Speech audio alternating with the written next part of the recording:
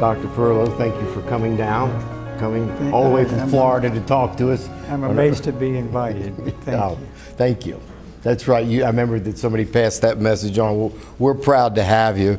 I start these interviews out very easily, and the first question is, would you state your full name and date of birth? Leonard Thompson Furlow, Jr., February the 1st, 1930. Dr. Furlow, would you tell us your parents' names? My father's name, I'm a junior, he's the senior, Leonard Thompson Furlow, Sr., and my mother's name was Alma Craddock Furlow. Okay. And where were you born? I was born in Tampa General, in Tampa, Florida. We lived in Brooksville, Florida, which is a little town, still a little town, about probably 45 miles north of Tampa. We had gone there when my dad graduated from Emory Medical School. He went there to practice, and that's where I was born. And apparently being born in Brooksville was more dangerous than being born in Tampa General, so that's how that happened. And what was his specialty? His specialty then was, I'll say general surgery, but he finished his general surgery residency at Emory in 1928, I think. And the size of the town and the fact that I wasn't born there suggests to me that he was doing a lot of general practice, probably. Okay. The guy who took over his practice was a general practitioner also. He left in 1933 because he decided he wanted to be a neurosurgeon. He was second in his class at Emory, and his roommate became a very well recognized neurosurgeon, and I think Dad figured, you know, if he can do that, I certainly can. And so he went to Barnes Hospital to do his neurosurgical training under Dr. Ernest Sachs there, and became Dr. Sachs's partner when he finished his residency. So he was in practice as a general surgeon until he took the family up to St. Louis. Yeah, then we moved to St. Louis, and I grew up in St. Louis. How old were you when you moved? 3. Okay, so you didn't know much difference. No. Okay, I understand. Would you tell if you have any children, grandchildren, great-grandchildren? We had 3 children. Our daughter died 3 years ago, about now, of a non-Hodgkin's lymphoma. She was our oldest child. We have 2 sons. One lives in New York. The other one lives in Washington, D.C., and they have produced a total of 4 grandchildren, 4 granddaughters. Okay. For us. And your sons, are they in the medical field at all? Or? No.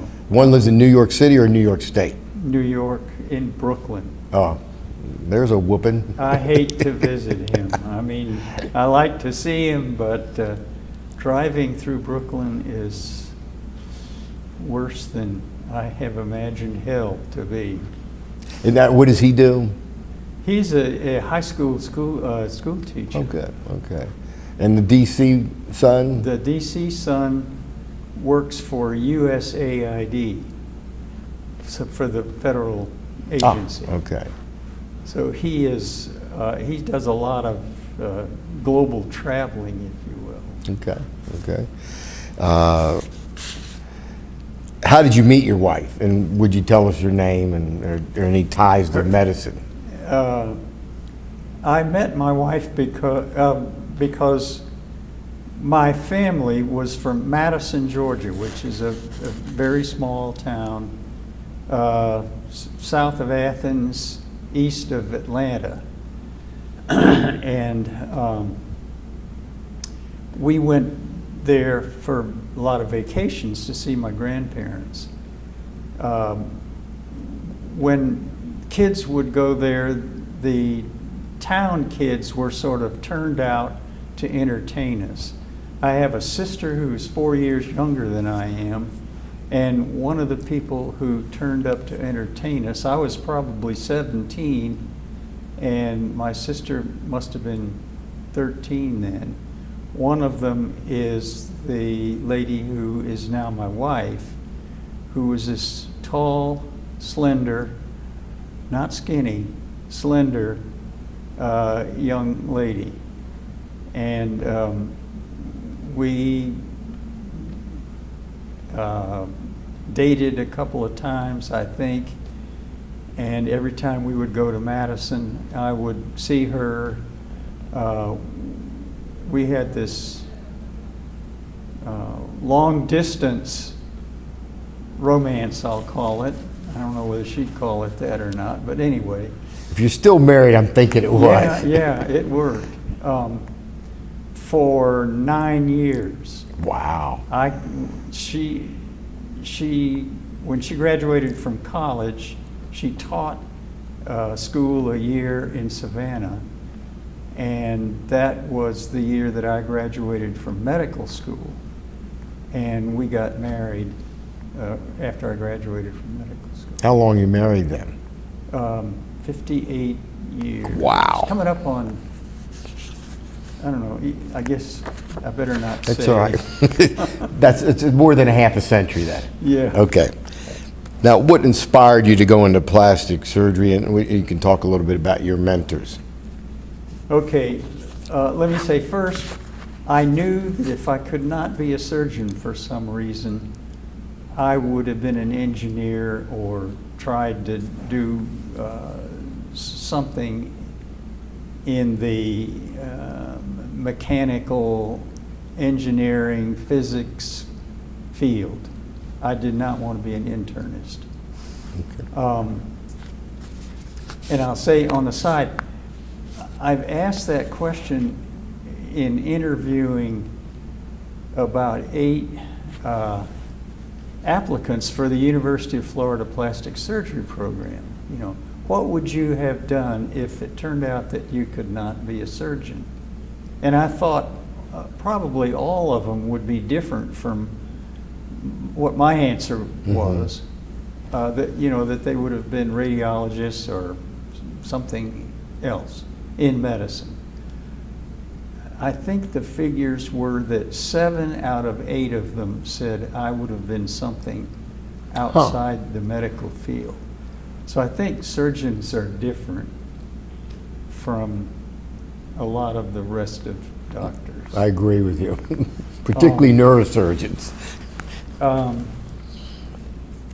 Let's see. My dad was a neurosurgeon. I admired him greatly, but I knew I did not want to be a neurosurgeon. It seemed like operating under blood with a hammer, almost, back in those days. And so I went through I went through the general surgery program, interned and did 2 years at the University of Virginia. The second was in the dog lab, which was a wonderful experience, putting aortic valves in dogs, right at the beginning of open heart surgery. Needed to get the service out of the way, and so I went in the service for 2 years, expecting during that time to figure out what surgical area I wanted to embark on. The plastic surgeon at the University of Virginia was Jack Coleman, not the Jack Coleman of today, but Claude C. Coleman, who it looked like to me he could cut off a patient's head and put it back on and it would work. I mean, he would do anything. And I admired what he was doing greatly. So that was really my first experience beyond medical school with plastic surgery. When I got out of the service, I had 4 3-month rotations at the University of Florida. First was neurosurgery, second was cardiac surgery, cardiovascular surgery, the third was orthopedics, and the fourth was plastic. I knew that orthopedics would be a very interesting specialty because I was particularly intrigued with the hand and hand surgery. And I signed up. I don't know why they had a slot, but they did, and they took me on for the next year. Okay. And then my fourth of those 3 months was on plastic, and Dr. Yurkevich was the chief of plastic surgery there. Well, I went through about 6 months of orthopedics, loved it, but I realized these guys are seeing a lot of patients with sore backs that they don't operate on, and a lot of patients with other similar problems that they didn't get to operate on. And I can do hand surgery as a plastic surgeon. Okay. So I signed up. I decided on plastic. Finished general surgery there. Dr. Yurkevich suggested I go to UNC because he did not have a program yet to spend my first year with Earl Peacock, which was hand surgery on a platter. Could be a difficult platter at times, but it was spectacular training in hand surgery. And the second year I went back to Florida and did my second year with Dr. Yurkevich. Then I was on the faculty for 6 years until he moved, the year after he moved to Atlanta. I went in private practice in Florida. So I got to ask you, Earl Peacock must have been, it's funny, I'm not aware that residents coming out now have to read his book on wound healing. Oh, yeah. I thought that was, I mean, if you're a plastic surgeon, puts a lot of things together. It was a brilliant book, but it's, and sadly he passed away this past year because I thought that would have been somebody I would have liked to have talked to because he took an aspect, this is what we do. We're about wound healing. That's right. I mean, he taught me how to be an academic surgeon. You know, I'd been in the lab for, actually my first year in orthopedics was mostly in the lab. Nobody ever told me, you need to write up what you do and you need to publish it and present it. And so everything that I'd done before then was just fun, and when I finished the stuff, that was the end of it as far as I was concerned. Okay. He said, you're going to do a project in the lab, you're going to plan how to do it, you're going to write it up, you're going to submit it, present it, and have it published. That is a part of your curriculum for the year. And here's how you do it. You get a calendar, you write out your project, you write when you're going to do everything you have to do, when you're going to do your animals, when you're going to sacrifice them, when you're going to study them, and so on. And then you're going to submit it. And I did that and presented at the general surgery, the surgical forum, and then got the paper that I did published, and realized, that's what you do when you're an academic surgeon, at least at that time. Yeah. And I can do that. turns out. So then I went back to Florida, and Dr. Yurkevich is quite different. I learned from him by watching him. He is a role model, both as a surgeon. He was a spectacularly good surgeon. How he treated patients, how he treated family, how he treated his co-physicians.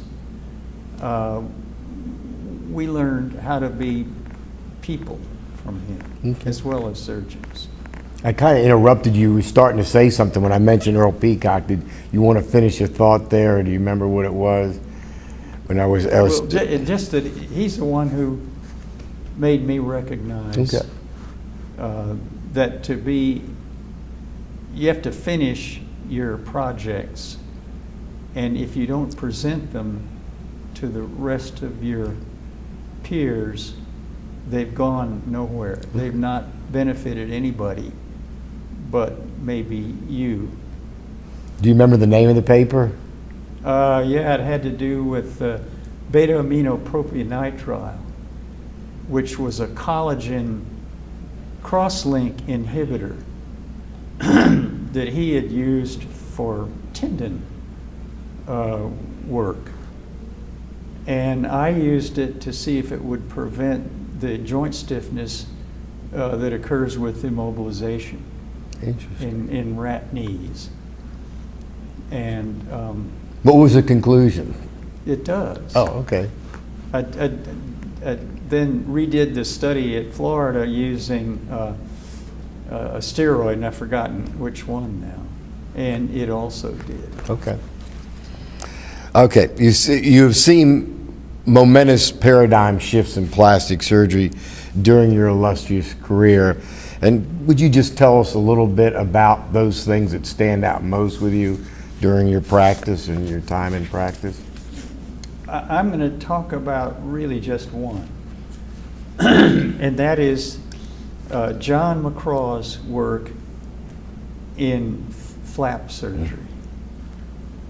John changed the way we practice reconstructive plastic surgery. He changed the words that we use to describe flaps, the way we thought about flaps, by recognizing that a muscle can be a carrier for skin in the overlying, the fat in overlying skin.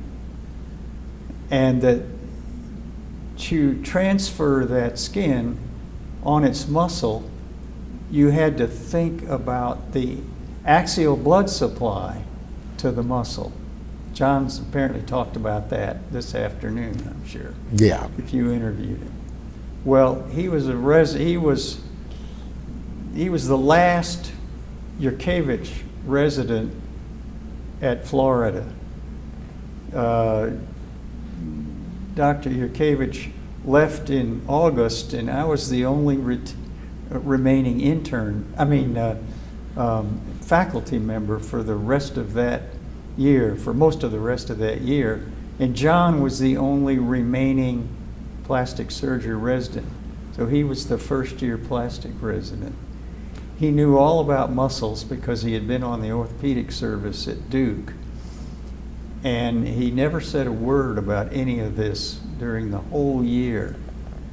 But as soon as he got to Emory, he started dissecting the muscle, myocutaneous flaps up there.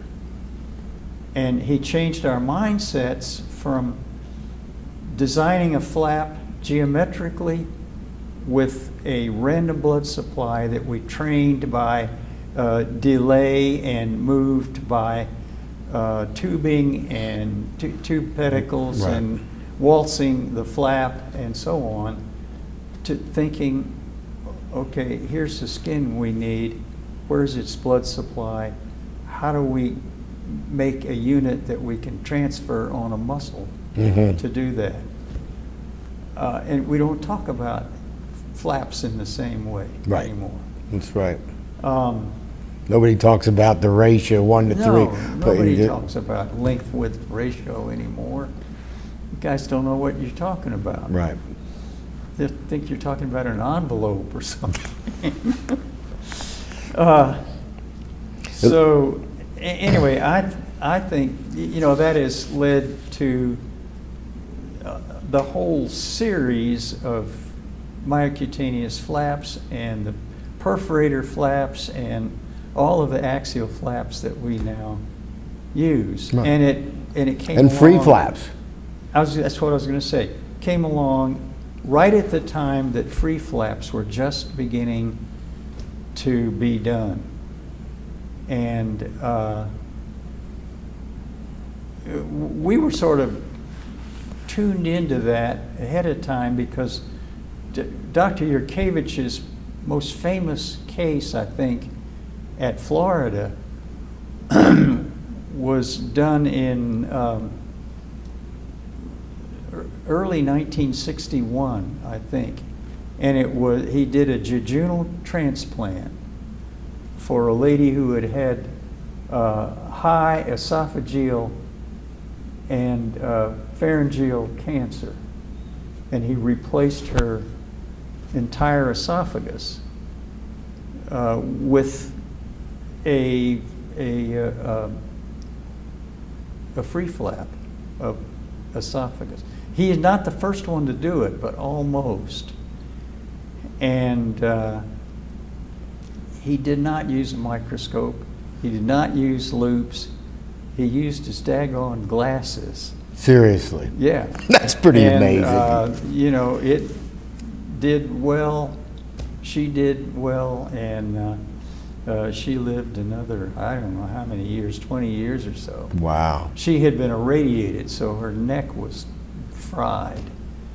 And apparently they had gotten her malignancy with the surgical procedure and the radiation, but they had, you know, she had no viable Right, tissue they over the devastated front her of neck. neck area, pharyngeal area. Interesting. Anyway, so, you know, we had been sort of tuned to thinking axial by that case, I think.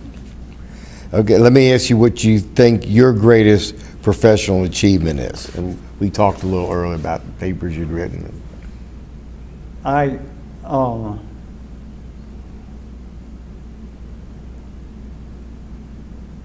guess, well, I'll have to say it's the pallet repair that I designed, which I think put together some things that I knew about pallet repair that made the results better.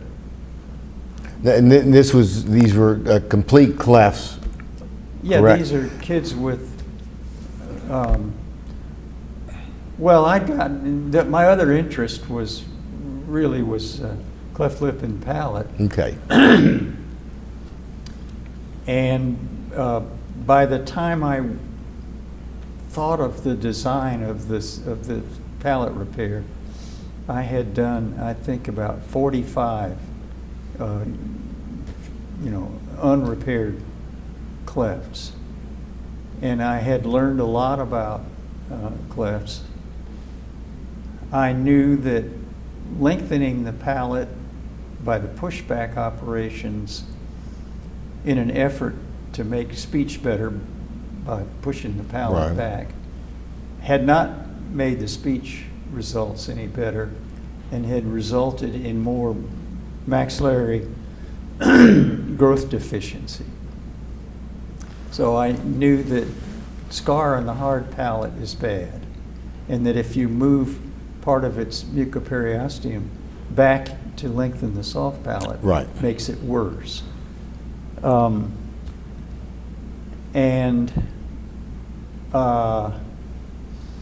I knew that the operation to counter that, the maxillary recession, was to repair the soft palate first and wait until the hard palate had had a chance to grow And the initial plan was to wait until the kids were adolescent to repair the hard palate.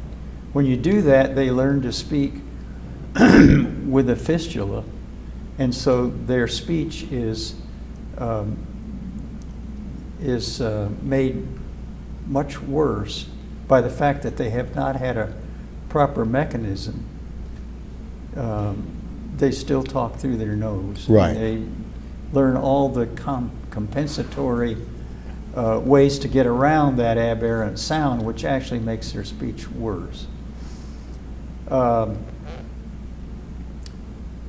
And then I knew that finally we had figured out that we ought to be doing something with the soft palate musculature. Mm-hmm. And I knew that what I was supposed to be doing with it, I couldn't do very well. And it occurred to me when I was at a meeting talking about palate stuff that using the Z-plasty, which I knew how to use all over the body for various situations, would lengthen the palate without using tissue, the mucoperiosteum from the hard palate, by the geometry of the Z-plasty. And if you did it correctly, you could move the palatal muscles from their aberrant position in the Z-plasty flap and make them overlap and push them back.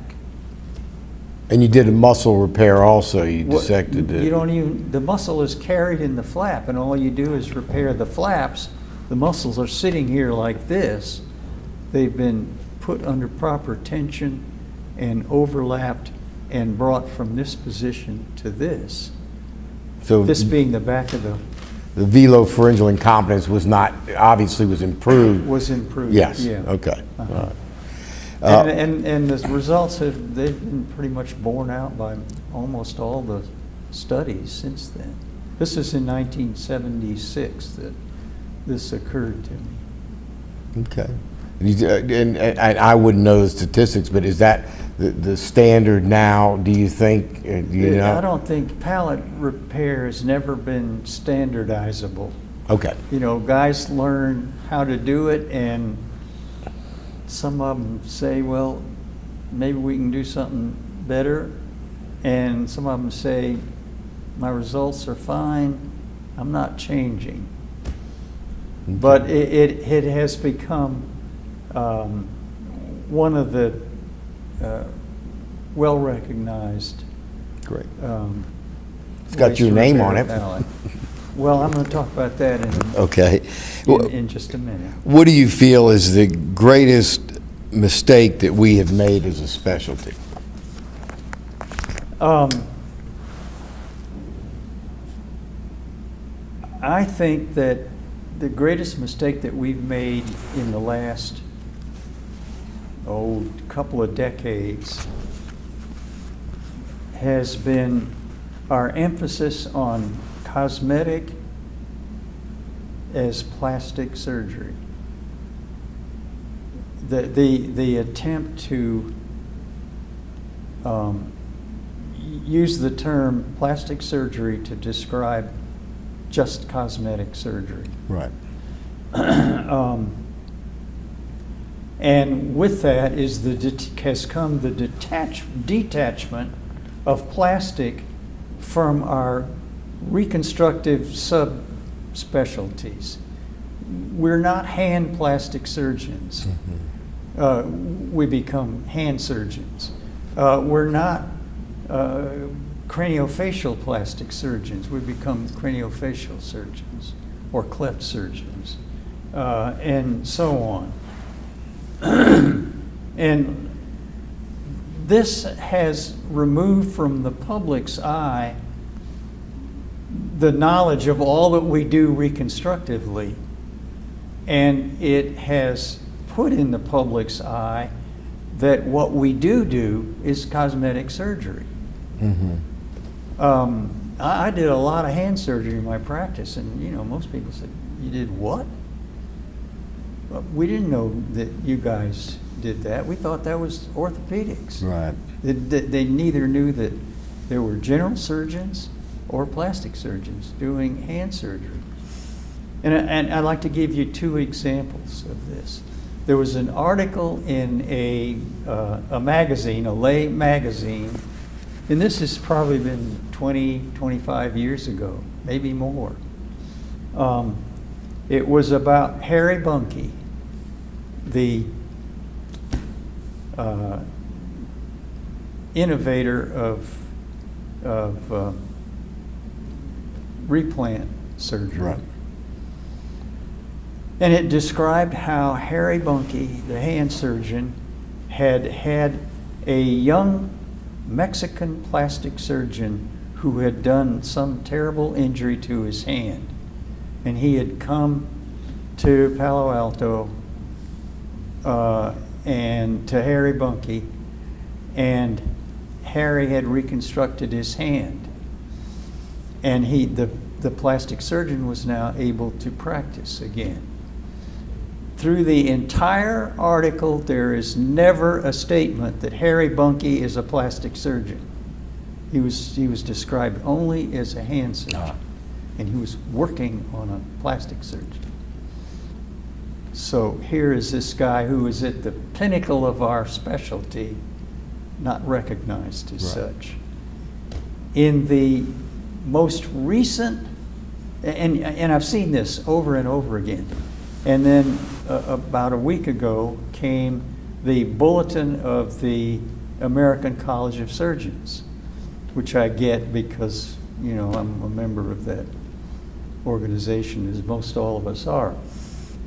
And there was an article in there about Michael Longacre, who will be at this meeting, and either now or one of these days will be sitting in this chair. Probably already has. Not yet, but the committee decides that. The article was essentially in this format, I think. The interviewer asked him questions. And she was a general surgery resident at Emory, apparently. She described him as a pediatric craniofacial surgeon, and then she described him in all of his experimental work situations, and never mentioned that he was a plastic surgeon. The only way that we get the information that he has anything to do with plastic surgery is because he described his training. And he trained, I think, at NYU in plastic, and he did his craniofacial, I've forgotten where, California, I think. And while he was in general surgery, he realized that what he wanted to do was mostly academic, experimental work, wound healing, and so forth. And he's into the neonatal or prenatal wound healing. Let me ask you what you feel your greatest professional disappointment is.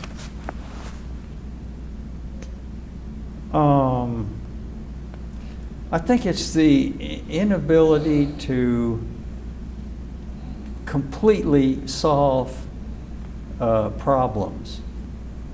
It took me about 35 years to get to where I thought, okay, I know enough about how to do a double opposing Z-plastic palate repair to really do it right. Because doing it over and over and over again, you learn something every time.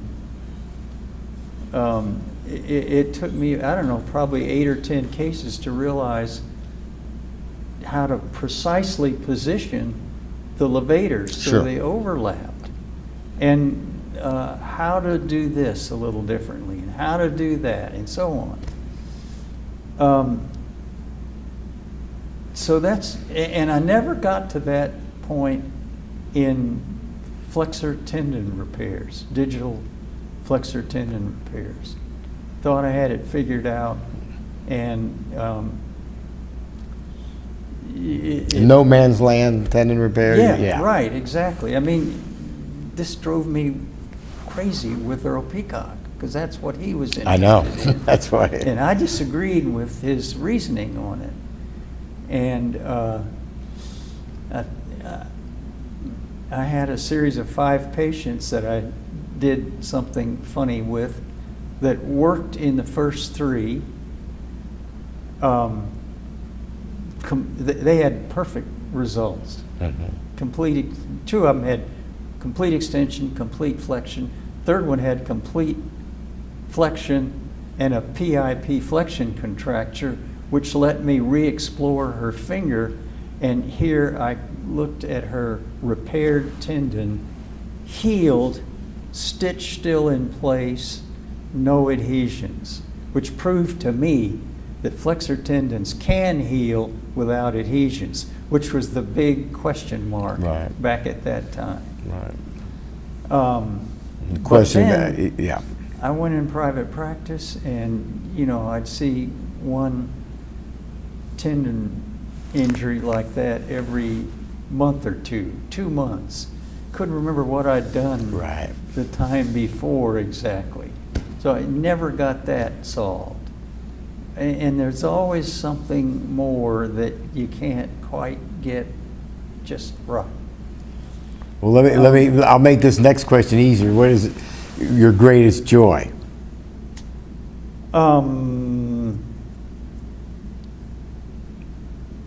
I think the early long-term friendships that I formed when I was a resident, particularly in plastic, and when I was an attending at Shands, and then there is a Yurkevich Society.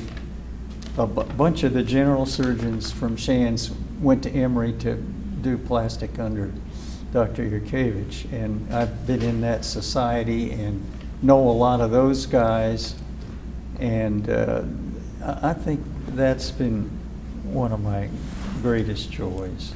We talked about this. The second thing was when I quit practice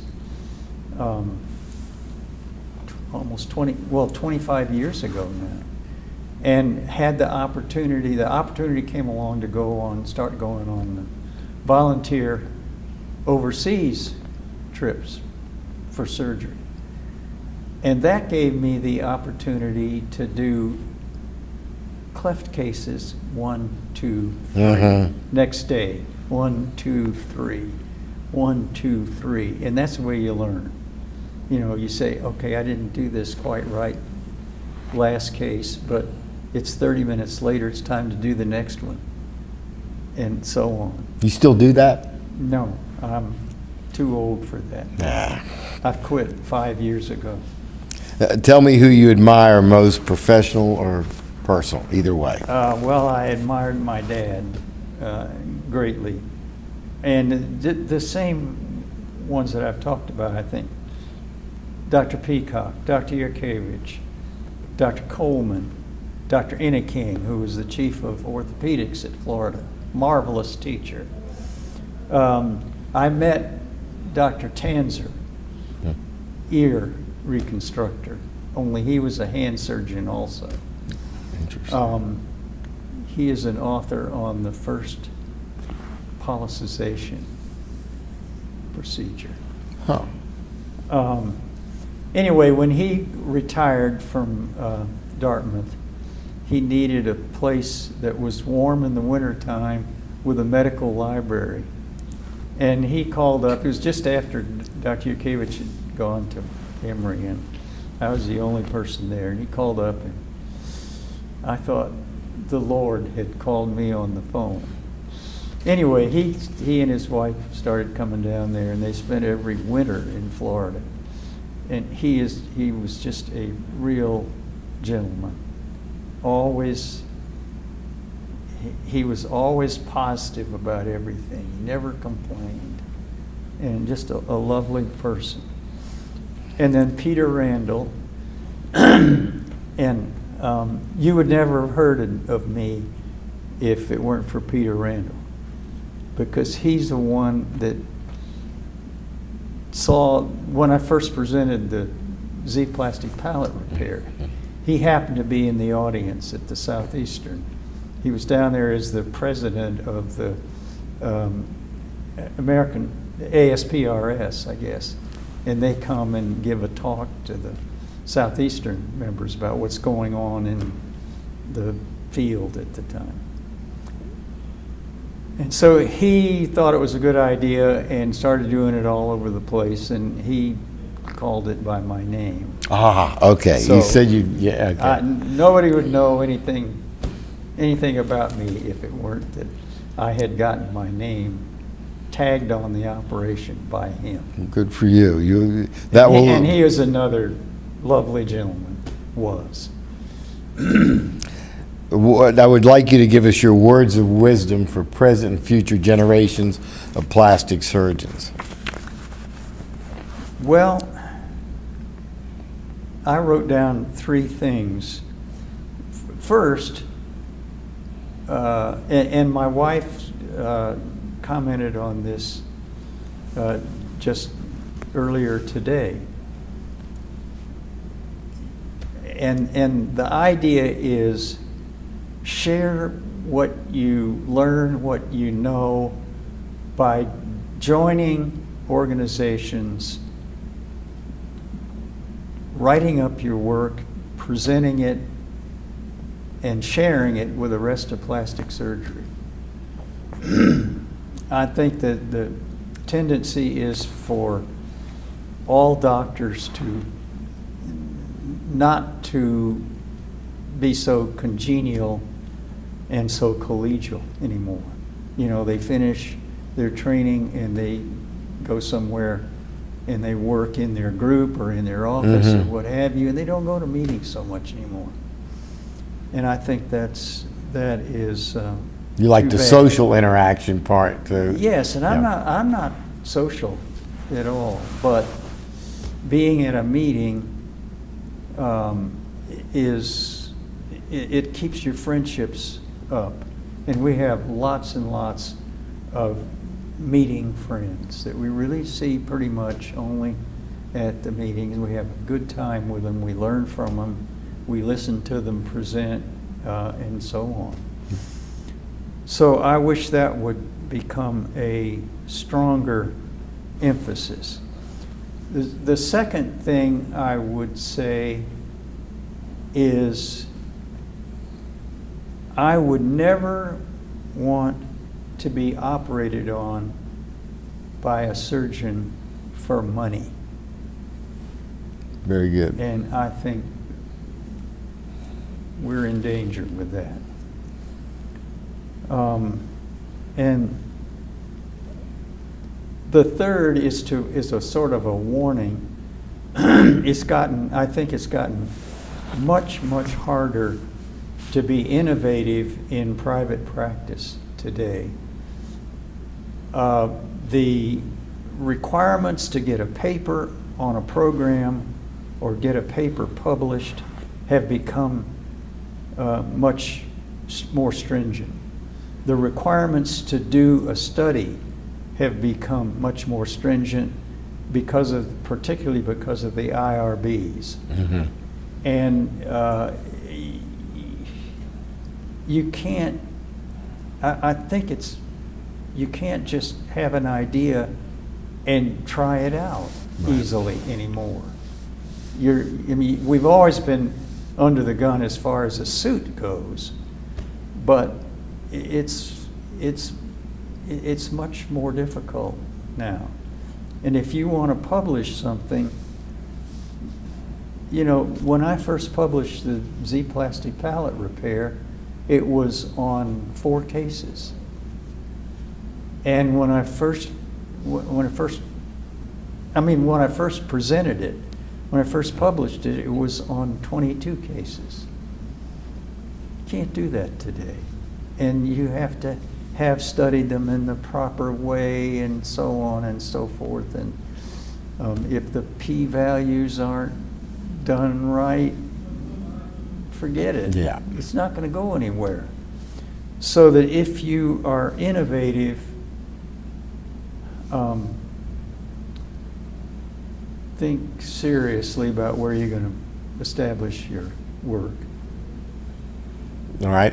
Let me ask you about words of wisdom for retirement, and you touched on that earlier, but Okay, some of us are close to retirement. Most of us are, it seems. Well, I feel sorry for guys who quit practice and then something happens and their rotator cuff tears and they can't play golf anymore and they don't know what to do with themselves. Right. You gotta have things going on in your head. So I think I would say two things. Be curious, expand what you're thinking about, what you're learning about, and do what you want to do while you still can. Don't think you're going to ski until you're 90 years old. You better get at it if you want to ski or scuba dive or any of those active things. Carpe diem. Don't put it off. Yeah. Yeah. I'd like to know, as a final question, and then if you want to discuss anything else, but I'd like your predictions for plastic surgery in the next quarter century. I think I have no idea what's going to happen with the technical advancements.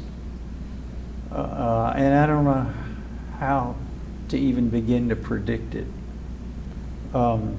It'll be spectacular, I think, because it's just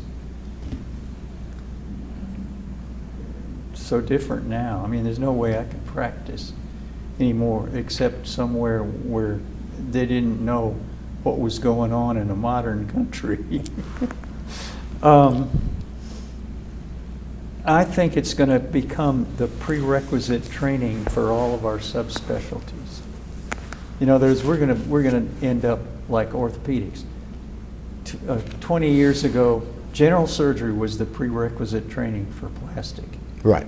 And when you finished your general surgery training, you did your 2 years of plastic, and you could pretty well capture the entire field and feel capable of handling just about anything that was handleable at that time.